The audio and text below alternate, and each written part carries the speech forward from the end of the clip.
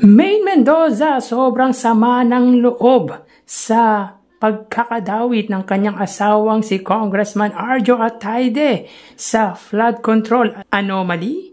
Iyan ang pag-uusapan natin patungkol sa dalawang pananghaliang programa dito sa bansang It's Showtime at ang Eat Bulaga. Pero bago yan at bago natin umpisahan ang online viewership nila mga kaparokya, humiling ako na pakisubscribe po ang aking YouTube channel.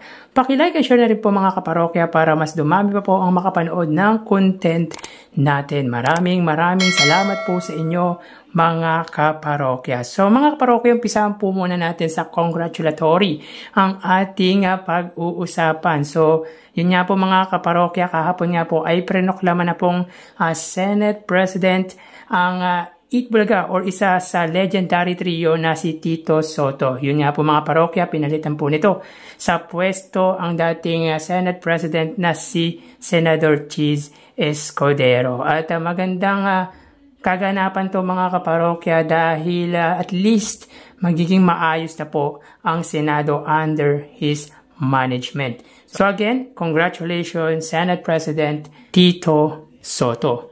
So nga po mga kaparokya, sobrang dismayado at ang sama ng loob ni Maine Mendoza sapagkat nadadawit ang kanyang asawang si Congressman Arjo Atayde na pinangalanan sa maanumalyang flood control project ng mag-asawang Diskaya. Dahil dito mga kaparokya ay napapost po ang Eat Bulaga female host sa kanyang Twitter account kung saan ayon dito, "Teka lang muna, those are baseless allegations.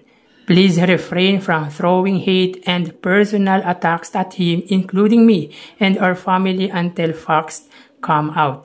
I am with my husband in this. Wala siyang ginagawang masama sa loob. He has been doing his best to serve the people of his district in Quezon City since the beginning." Actually mga kaparokya, ang asawa po ni Maine Mendoza na si Congressman Arjo Atayde ang congressman namin po dito sa District 1.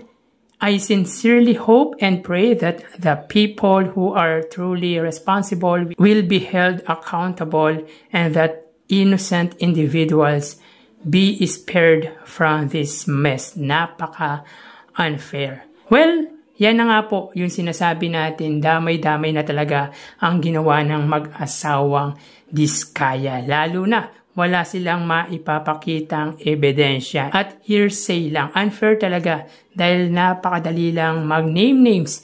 Kaya naiintindihan natin ang sentimiento ng Eat Bulaga host na si Maine Mendoza. Siyempre asawa niya yan at masakit para sa kanya ang idawit ang kanyang asawa sa anomalya. And of course mga kaparokya, tama naman po si Maine Mendoza, bago tayo mag-judge sa mga taong ipinangalanan ng mag-asawang Diskaya, ay hintayin po muna natin ang resulta ng isinasagawang investigasyon ng Senado and of course ng House of Representatives. Napaka-unfair naman po talaga na atakihin natin si Congressman Arjo Atayde, which is, sabi nga ni Maine Mendoza, ay damay pati ang kanyang pamilya. Huwag po tayo maging judge mga kaparokya.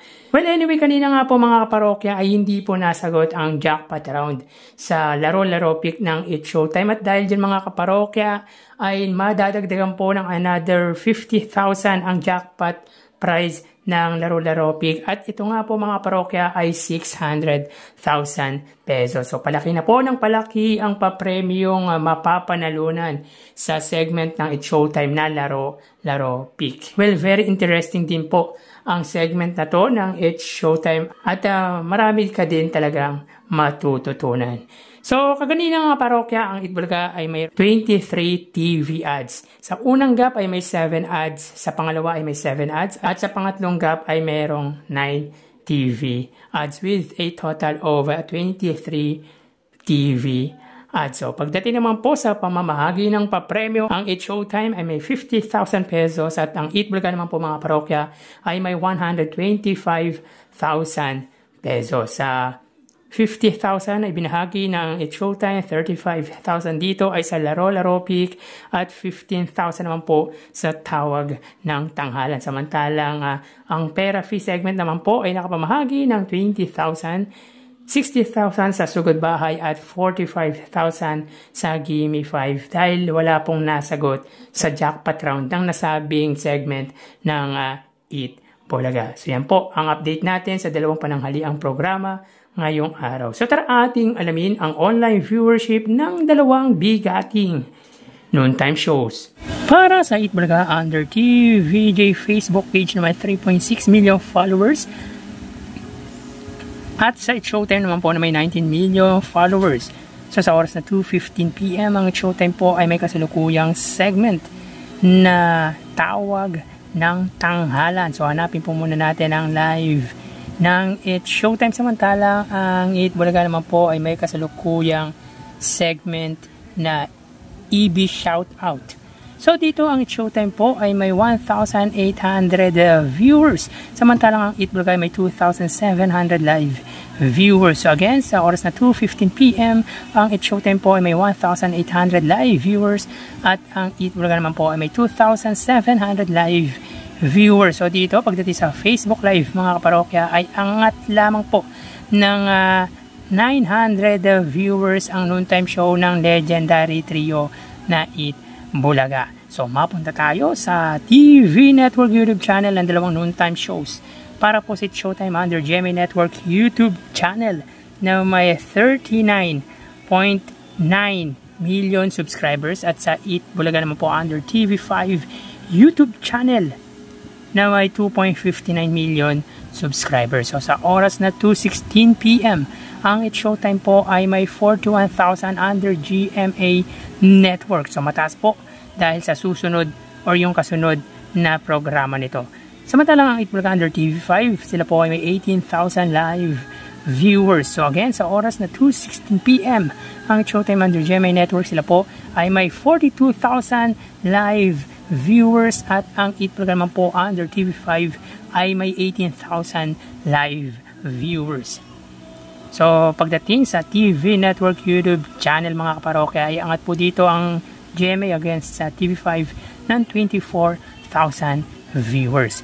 So mapunta naman po tayo sa main YouTube channel ng dalawang noontime shows para po sa It's Showtime under ABS-CBN It's Showtime na may 2.69 million subscribers at sa Eat Bulaga naman po under Eat Bulaga TVJ YouTube channel na may 1.65 million subscribers. So sa oras na 2:17 PM, ang It's Showtime, sila po ay may 58,000 viewers at ang Eat Bulaga naman po, sila ay may 100,000 viewers. So again, sa oras na 2:17 PM, ang It's Showtime, sila po ay may 58,000 viewers at ang Eat Bulaga naman po ay may 100,000 live viewers. So bali ang total na nakuha ng dalawang noontime shows ay, mga kaparokya, bali ang total na nakuha ng dalawang noontime show para po sa It's Showtime ay 101,000 viewers at sa Eat Bulaga naman po ay 120,000 total viewers. So again, ang It's Showtime po